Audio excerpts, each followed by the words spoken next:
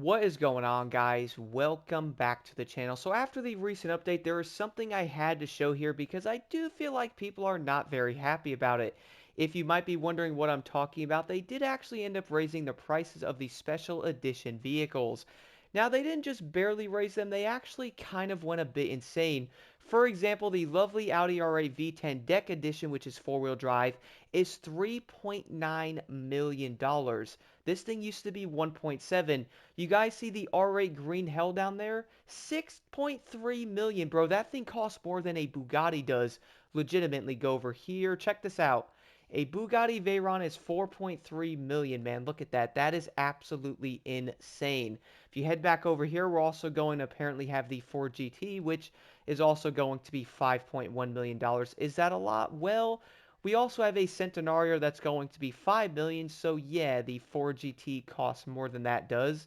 And the insane part is we have an Audi R8 Green Hell Edition that is 6.3 million, bro. Also, the Panther's 5.5 million, so they basically increase the price of all the Audi R8s and the special edition cars like the 4GT model, which I have to admit is a bit odd. If you are wondering though, they did not change the prices of every vehicle though.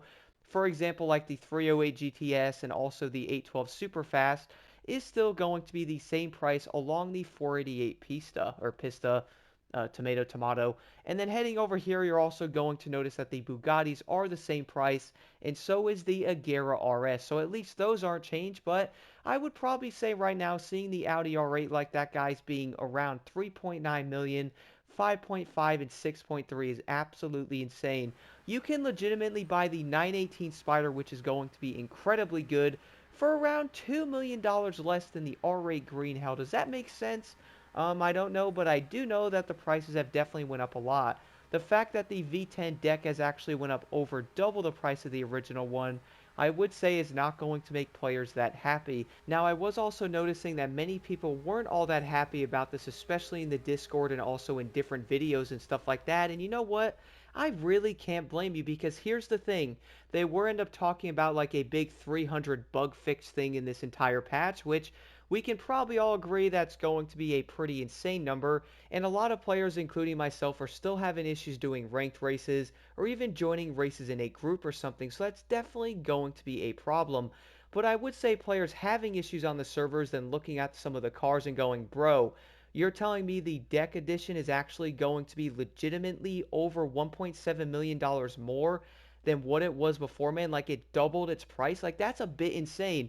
And the way I was looking at this is going to come down to the newer players. If you were actually looking for something like the four-wheel drive Audi before, it was actually pretty obtainable pretty early on in the game.